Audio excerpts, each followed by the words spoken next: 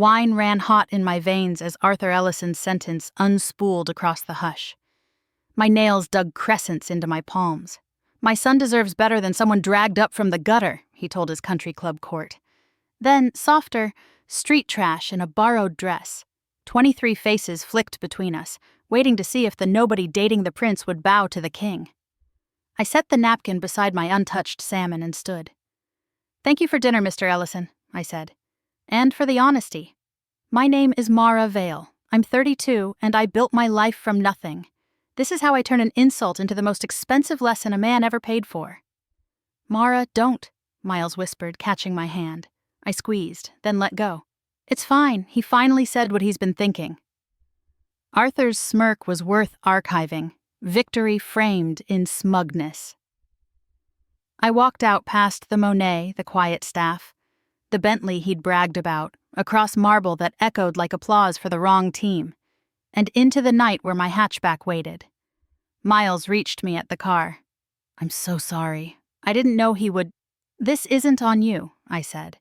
"No more apologizing for him." He begged to fix it. I kissed his forehead. "What's real doesn't break. I'll call tomorrow." On the highway, city lights sliding like rain, I voice-dialed my assistant. "Tessa, cancel the Ellison manufacturing merger." Silence, then keys. "Mara, that's a $2 billion deal.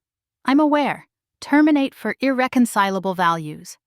Tonight, a beat. Leak it? Morning, and book Halcyon Group for Monday." Going to buy his rival. "Why not?" I said, and drove toward the life I'd built in plain sight. By the time I reached my penthouse, my phone hummed. Board members, reporters, unknown numbers. One name stood out, Graham Porter, Ellison's CFO. I let it ring twice and answered on the balcony. "Mara, we just received notice that Vale Systems terminated the merger. There must be a mistake." "No mistake," I said. "Tell Arthur to review the reason clause." A pause. "What did he do?" "You were in the room," I said, and ended the call. At dawn, headlines bloomed. By breakfast, Tessa had statements ready and a courier waiting. "Bloomberg wants a quote," she said. "Also, Halcyon can meet Monday at 9. Confirm it, and keep the quote clean. We're pursuing opportunities aligned with our values." She hesitated. "There's something else. Arthur Ellison is in the lobby." I set my mug down. "Send him to Conference C. Make him wait 30 minutes. 45 later, Arthur stood when I entered, smaller without his court. Hair askew, tie loosened. "Miss Vale," he said, "I apologize for last night." "Inappropriate words," I said, sitting. "Or beliefs you finally voiced?" His jaw clicked.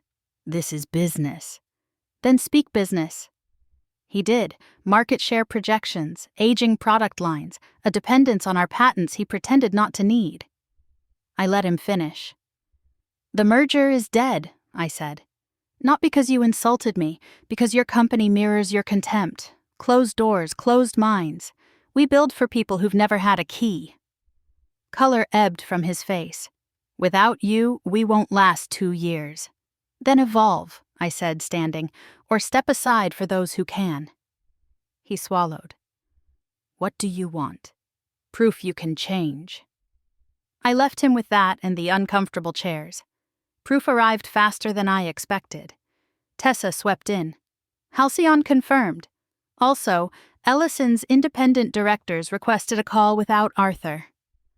She slid a tablet over, an emergency agenda, and a spreadsheet of covenant clocks. We took the call. "Miss Vale," Chairwoman Rivera said, "if Ellison adopted new governance, diverse board seats, apprenticeship pipelines, product investment led by community labs, would Vale reconsider partnership?" "That's movement," I said. "But leadership matters." Silence. Then, "If we transition the CEO role, will you negotiate?" "I'll consider it if the transition is principled, not cosmetic. Start by making the apology public. Yours, not mine, and publish the reforms." When I ended the call, Miles stood in my doorway, hair damp from rain. "I watched him belittle you and said nothing," he murmured. I don't want his inheritance if silence is the price. I stepped close. Then help me build something better. We sat with Tessa drafting the framework, paid internships for first-gen students, supplier programs for underestimated founders, targets tied to executive comp. No slogans, metrics. By noon, Ellison's board announced reforms and an interim CEO, Rivera. Arthur issued an apology without excuses. It wasn't contrition I believed in, it was incentives aligned with failure or progress. I met Arthur one last time. He looked older, lighter. You got what you wanted, he said. I asked for what the work deserves, I replied. Earn it or it ends. That afternoon, we signed a new agreement, not a rescue, a partnership with triggers and teeth. Halcyon stayed at the table as our competitive foil, pressure sharpened standards. That night, Miles and I walked the river. What now? He asked. Now, I said, taking his hand. We make good on the promise together.